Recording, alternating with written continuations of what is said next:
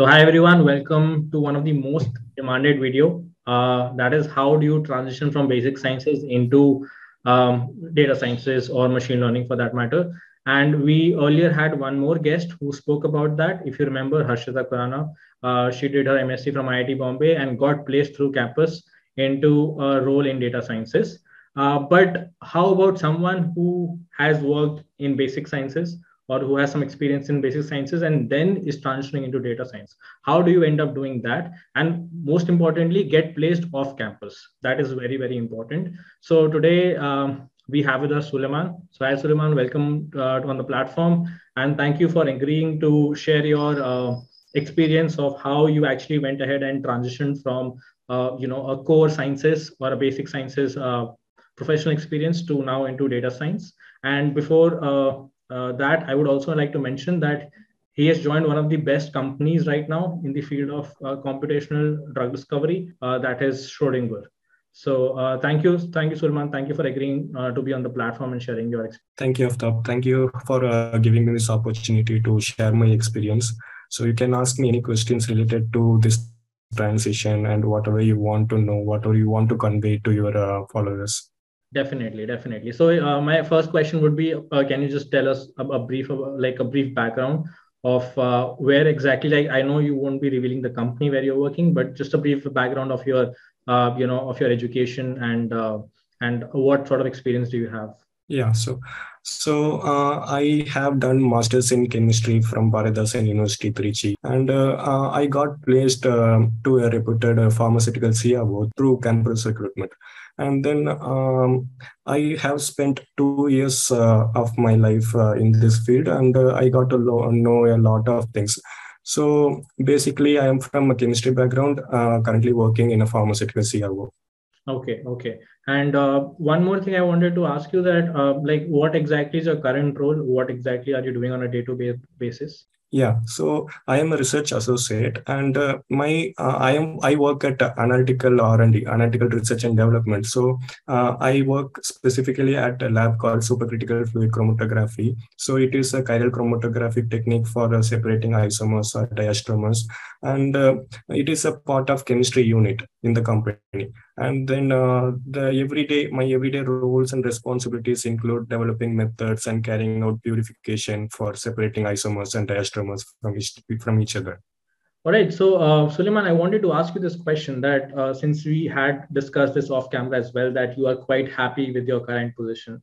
So then why make this transition? That is something that I'm very curious about. Like, if you are pretty much happy with what you're doing, a lot of, professionals have this doubt that when they're completely switching careers. So one thing is for sure, that if you're switching careers because you're unhappy with your current position, that makes sense.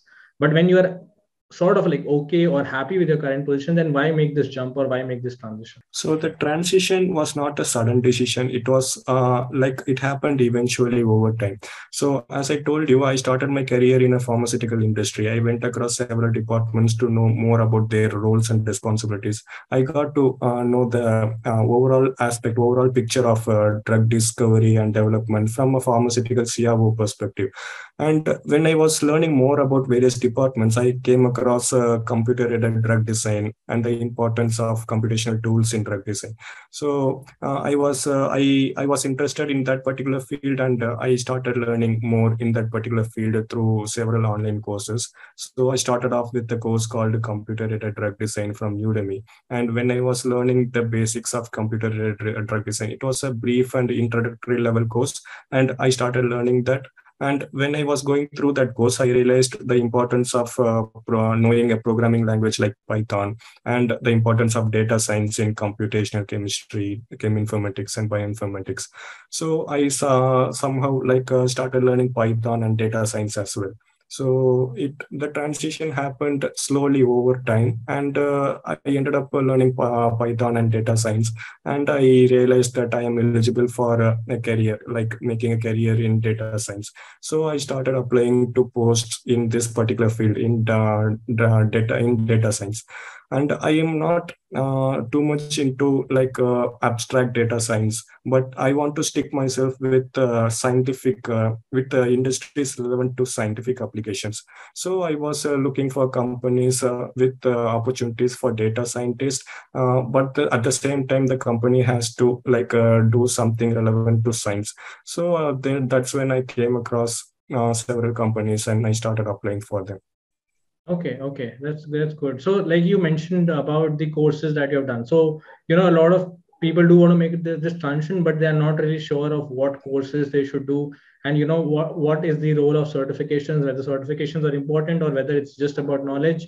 So, can you comment on that? And apart from that, the second half of the question is that when you say that you learned Python and data science, maybe you can expand a bit. So, as I started learning Python and data science, I involved myself into that because I was really passionate about computational drug design. And from the course I mentioned, especially the course Computer-Aided Drug Design from Udemy, it was a theoretical course. So I didn't get to learn anything about the practical or the software tools that are used in this particular field. I learned only about the basics of computer-aided drug design, enzyme inhibition, molecular docking, quantitative structure activity relationship, etc. So when I wanted to learn more about the experimental or the practical aspect as well, so that's the for knowing that, for learning that, knowledge of Python and data science is very important.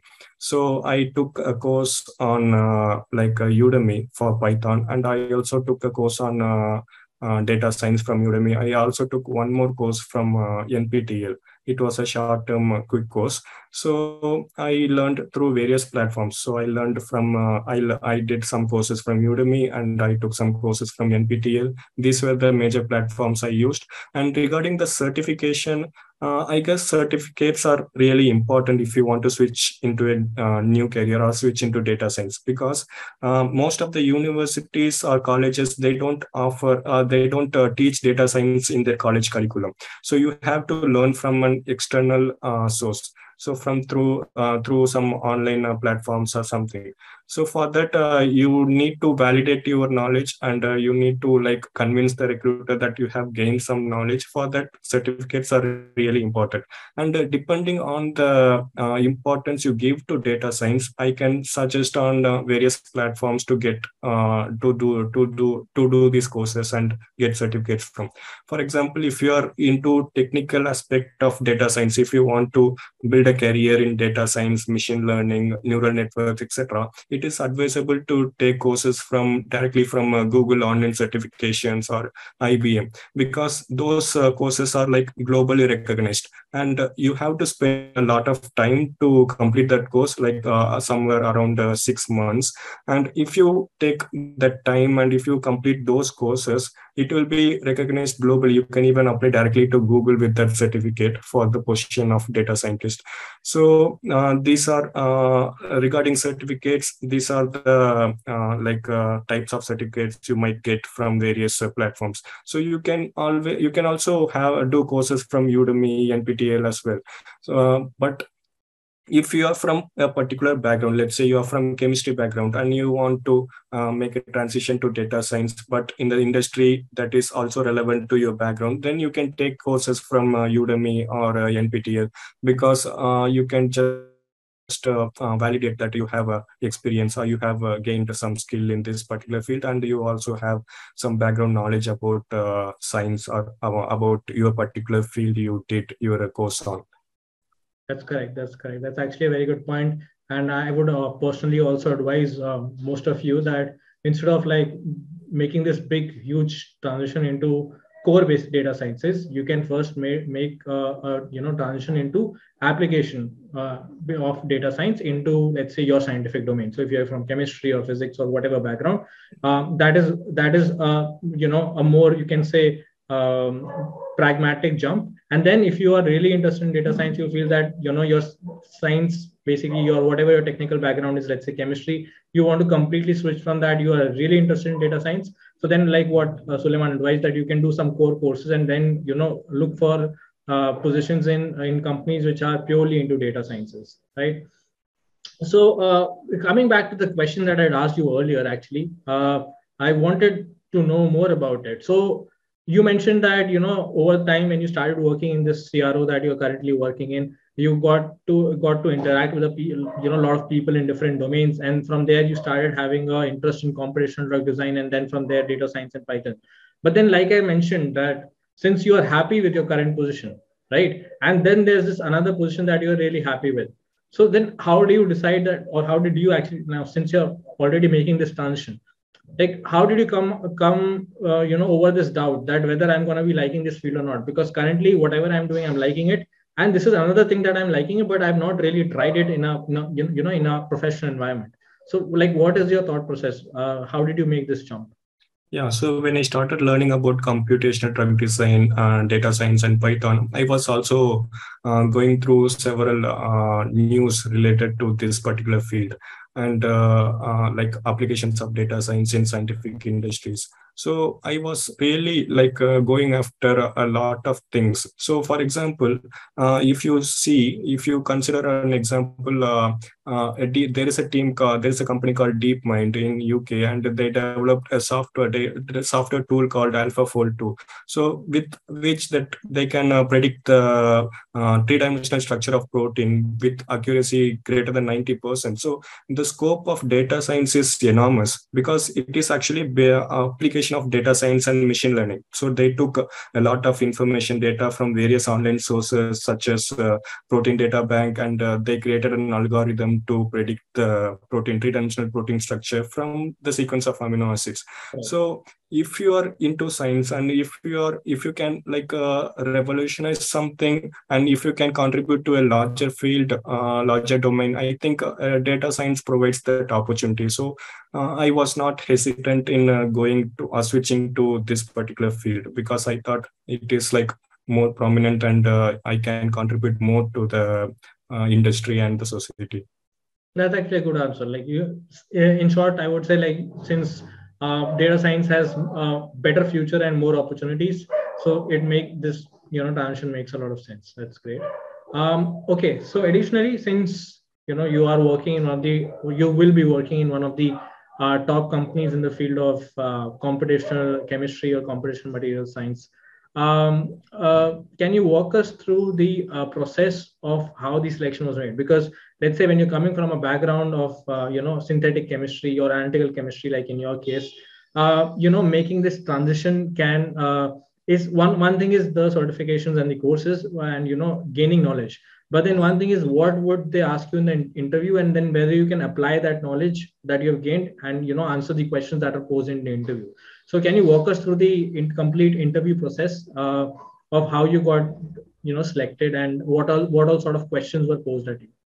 So the interview process is quite elaborate, and Schrödinger do take a lot of time and effort in hiring the candidates.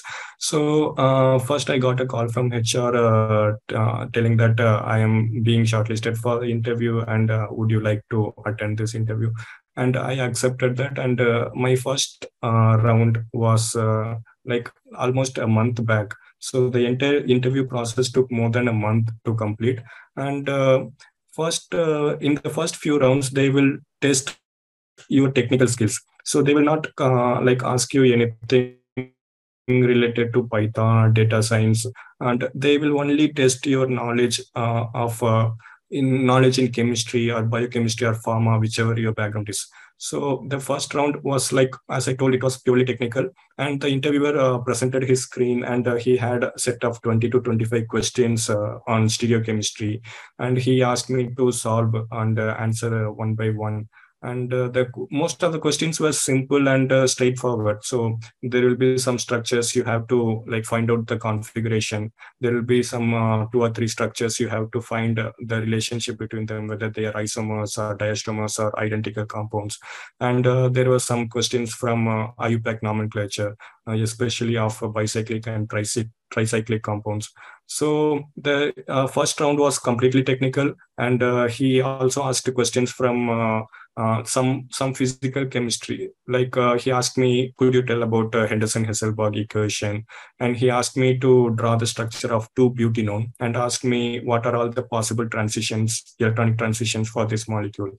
So the first round was like that. And the second round was completely different from what I had. The second interviewer was from US head office, and the interview was at 11 p.m. at the night. And the interviewer, he asked questions only from my CV. He didn't have a set of questions previously. He just saw my CV, and I had mentioned Python, data science, and computational drug design. So he asked me to explain what and all you learned from these courses. So I explained one by one, and he didn't ask too many questions, but we had a long and lengthy conversation for more than for almost 1 hour. So he used to develop questions.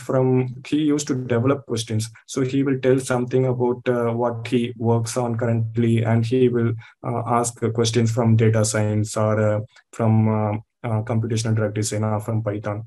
So it was like that. And he also asked a few questions from stereochemistry, like how important is stereochemistry for drug discovery. And he asked me to explain EZ isomerism. And he also asked about the CIP convention.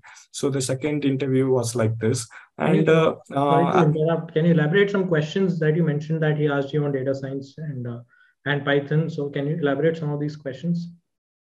Yeah, sure. So it was only about knowing how much you know Python, how much you know data science. So he directly asked me what and all you learned from these courses. So I explained what and all I learned from computational drug design course, and I explained him what and all I learned from the course on Python, and I explained him what and all I learned from data science. So I explained him that I have learned the basic idea of Python, like about the operators, about functions, about different data types that are in Python, and I can understand a program I can understand a program, and I can do some basic programming, basic coding.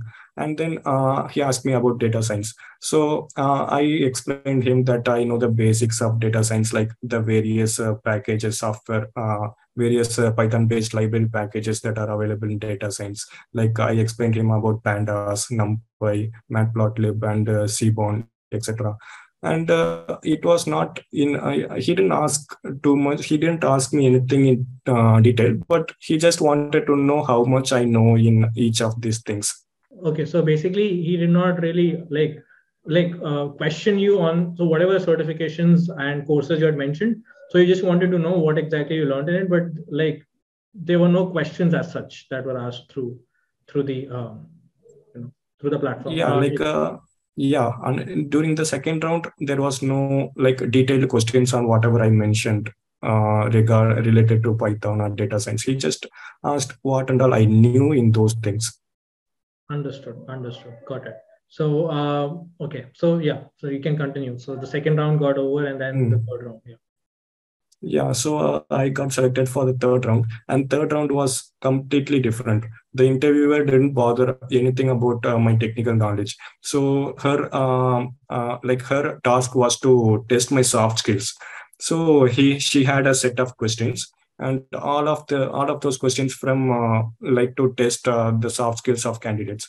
So she asked questions like how would I handle one particular situation, and have I had one particular experience in the past, and how I came across that situation, what I was some problems I have faced, and how I overcome them. This was the questions.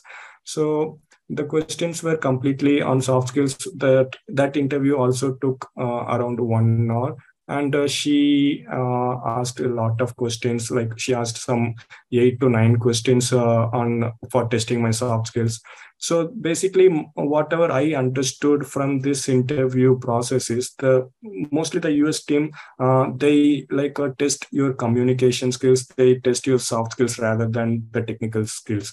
So the Indian team, the team from Hyderabad, they do test your technical skills in detail, but the interviewers from US, they concentrate more on your communication and how well you can behave with other employees. So on the fourth round, the interviewer, he asked me, he covered almost all topics. Like he tested my knowledge in stereochemistry, he tested my knowledge in basic chemistry, and he tested my knowledge in Python and data science, etc. So first he started off with chemistry. He asked me like, can you draw the structures or conformations of cyclohexane? And then he asked me, could you draw the cis and trans like substituents in cyclohexane. And then he asked me questions from Python. So he asked me what and all you know in Python, and I explained him. And he asked me, can you can you code, and can you do this particular function for type for getting your name as output, like in reverse order. He asked me a lot of questions from computer drug design actually. So he asked me what and all I learned in from that course, and he tested my knowledge in each and every aspect of that particular field. So he asked me to explain about structure based drug design, molecular docking, etc. And then he asked me about enzyme inhibition, types of enzyme inhibition. And once he got convinced, he was okay with it, and then the interview process got over. So you mentioned like there were some questions, basic questions on how to, like, writing a code for reversing your alphabets of your name, or chemistry-based questions, particularly pertaining to drug discovery, right? But apart from that, what about data science? Were there any questions from data science in particular? Yeah, the second interviewer asked some questions related to data science. As I told you, he wanted to know how much I knew in data science.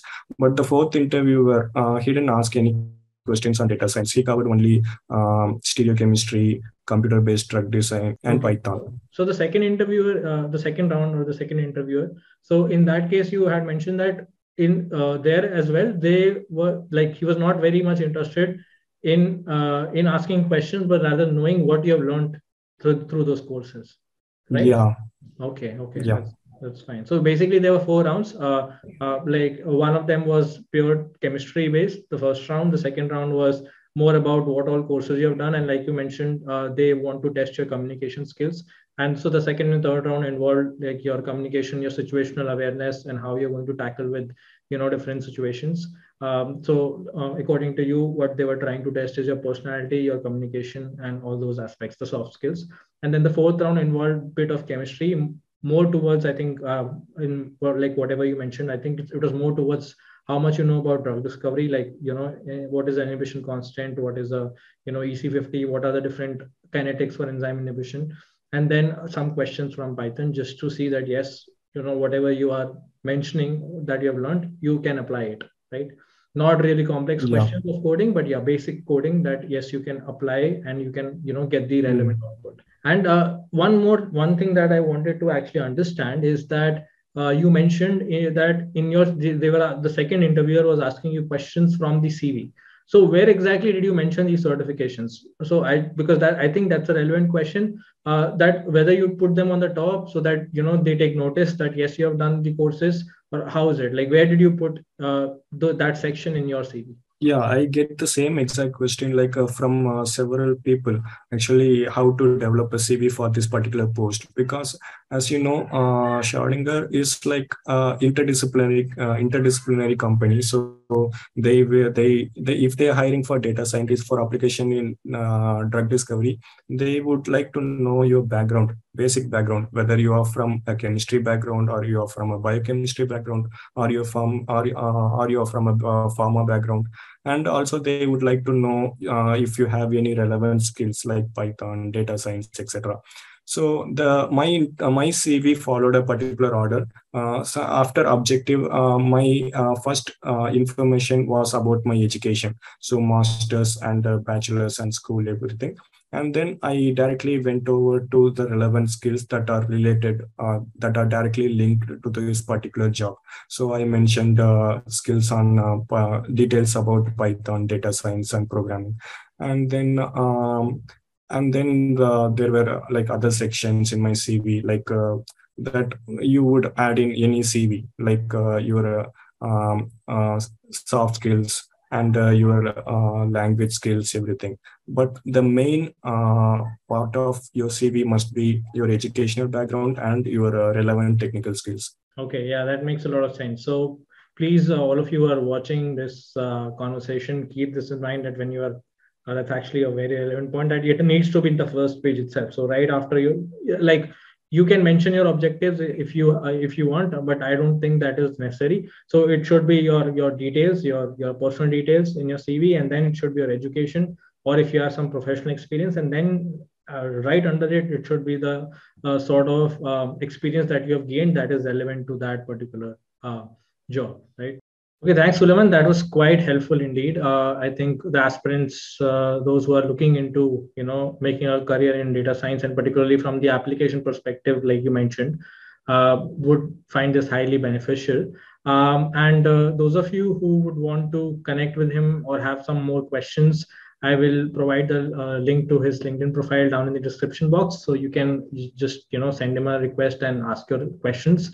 Apart from that, whatever courses that he mentioned, I will ask him to send the link to me so that I can add them to the description box, so that maybe you can also learn through it. So, Suleiman, finally, would you just want to summarize our discussion, and someone who is confused to make the transition or someone who wants to make the transition, what all are some of the key things that they need to keep in mind? Yeah. So basically, we have two types of people. So the one one category of people would have some ambition, and they will work towards their goals, and they will start learning the skills required for that job, etc. And there is another category. So they go with the flow. So they just make use of their current situation, and they try to learn from whatever they got at that particular situation. So I was like the second category. So I didn't have a particular ambition. I was just going with the flow, and I got to know more about various things over my experience. So if you're if you're a first category type of person, then if you want to make a career in data science, then you have to decide you want to make a career in pure data science with machine learning and neural networks, etc. Or yes, you can make a career in data science with applications to your background. For example, if you are from chemistry background, you can try companies like Schrödinger, and if you are from commerce background, you can try companies like some leading finance companies like banks, etc. So you have to decide what you want to do and why you want to switch to a new career. And if you are like a type of second type of person who goes with the flow and who keeps learning with over experience, then you don't have to be afraid of making a career transition. As long as you are at the early stage of your career, you can definitely make a career transition if you think it will be more exciting for you. So we have discussed a lot of things about career transition from core chemical pharma industry to a data science industry. So if you guys have any more questions, you can definitely reach out to me through LinkedIn, and you can ask Sethi for the link and for all the other informations. So I think it was quite a very good experience for me to share all my experience with you. So you have been a mediator for aspirants and their goals. So you have been telling them about PhD opportunities, job opportunities, and concepts in chemistry. So I really appreciate what you do, and I'm really thankful for giving me this opportunity. So I wish you all the best, and if you have anything more, you can definitely ask me. Thanks again. Thanks a lot, Suleiman. And in fact, I would encourage you that if you feel that you can contribute to the channel in some sense, and maybe reach out to the learners, maybe you are in a good position, and a lot of people want to join or want to come to that position, you can definitely contact me on my email. I'll give you the email down in the description box as well. You can write to me. Sometimes maybe I'm not able to find out the right people, but then I think if you really want to convey, you want to share, you want people to grow in life, you can definitely contact me. And thanks, Suleiman. Thanks again for for showing the interest and coming over here and delivering on what is required for transitioning into this position. So highly appreciate that. One last question that I had for you is that which is something very interesting that I found out, that I personally believe that if you apply to a company and let's say your application does not get through for some reason, I never really bothered to apply again. So that is something that I really learned in our conversation, that you can apply to the same company and you also have a very good opportunity to in fact get shortlisted. So can you tell us more about it? Like, what is there anything specific that you thought was responsible for why you did not get accepted earlier and then you got accepted the second time? or was it just, you would say, destiny, or the timing was not right? Actually, I really didn't bother too much about like getting shortlisted for the interview because I was having this learning phase. I was learning few things, and I like to make. I prefer to have my opportunities open, my options open. So it was not just Schrödinger I tried for. I also looked for several other industries, and I also even searched for PhD opportunities in data science, computational drug design, etc. So I really tried for all of them. So there were like I personally mailed so many professors to get a PhD position in drug design, and applied for various jobs in companies like Schrödinger. So I just keep doing what I can do, and I cannot bother about or I cannot think too much about their result or their decision. So it's not in my hand. So I can only keep learning, and I can only try to like get something. Right. So basically, would it be fair to say that you didn't really bother about it? You just saw the position and you applied. You didn't think about it that, oh, I had applied previously, so maybe they will not accept. So nothing like that. You were doing your job. That is, you have to apply, and then whenever you get the opportunity, a fair opportunity, you will make the best use out of it. Yeah, so we won't know what the company exactly wants at that particular time. So even if you see the job description for Schrödinger, they would have mentioned you should have a background from either chemistry, biochemistry, or pharma, etc. So for one particular time, they might need a person from chemistry background. For some other time, they might expect a person from a biochemistry background or from pharma background. So we won't know what they want exactly. So it is our responsibility to keep trying and keep our options open, and try to like explore all the opportunities, and try to like get into something. If you're really interested in that particular field, you will definitely have a lot of opportunities. For example, I was interested in computational drug design, and I didn't specifically fix that I should get only a job in this field. I was also open to doing a PhD position. So I tried for both, and I ended up getting a job. So it is better to have this approach, I guess, because if you restrict yourself towards a particular thing, then if you don't get it, then you might get dejected, and you will feel bad for that. So it is better to keep your options open and try for everything. That's a good advice. Like, yeah, I mean, one, you were like quite clear of what exactly you wanted to do, but like Yeah. you were flexible with where you got the opportunity, whether it could be academia or it could be industry. So that's a fair approach. One last thing is, like, I know for a fact that when you apply for these positions, yeah, for either PhD positions or for transitioning into other positions into industry. It takes a lot of applications, right? And people think that you apply once or twice and you don't get any response, and they get dejected, like you said, or get demotivated and do not apply again. So for the viewers, or for those who are potentially planning to make this transition, roughly, can you give us a number of how many applications you had sent out before you actually made it through? I have faced a lot of rejections if I combine both job applications and PhD applications. Okay. Yeah, I mean, so I in fact know people from IITs also who have applied 80 to 90 times. 80 to they've sent out 80 to 90 applications before actually getting one or two shortlists.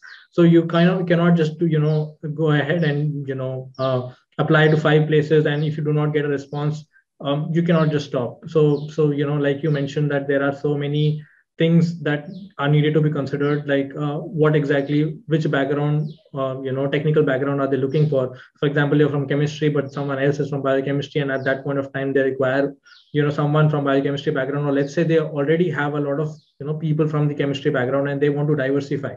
So that is also a company's goal. They want to diversify, and bring in people from different backgrounds as well. So it's not always that your skills are not relevant, or you're not up to the mark. Sometimes there are some different factors, so you need to keep applying before that probability falls back into your favor. So you need to keep applying, and that's what my suggestion is. And now you have the guidance. Suleiman is there. You can connect with him on LinkedIn if you have any other questions. And yeah, just like for him, he mentioned that he's the second. He's from the second category, in the sense that wherein he did not really want to get into data science, but it's something that he developed his interest over time. So, I mean, if you are someone who's from the category one, that's great. If you're someone from category two, just because data science is booming, you don't have to jump into data science because everyone is talking about data science. You can, experience it, do some courses, and then see if you really like it. If yes, then definitely you can think about making the transition. So finally, once again, thanks, Suleiman. Thank you for joining us. It was a wonderful interaction, and all the best for your, your career in data sciences. Thank you. Thank you. Hey guys, so I'm a verified educator on Unacademy, and along with that, I'm also available on the Unacademy Plus platform where I'm taking live classes along with other educators. So in case you're interested in attending the live classes, you can subscribe to the Unacademy Plus platform using my referral code, that is SETHI, and that will give you 10% discount. Alright, and in case you're not interested in attending the live classes, you can watch the free courses that are available on the Unacademy. For that, all you need to do is go to the Unacademy website or download the Unacademy Learning app and search my name over there, that is SETHI. Once you do that, you will get the access to all the free courses that are available on the Unacademy platform. Alright.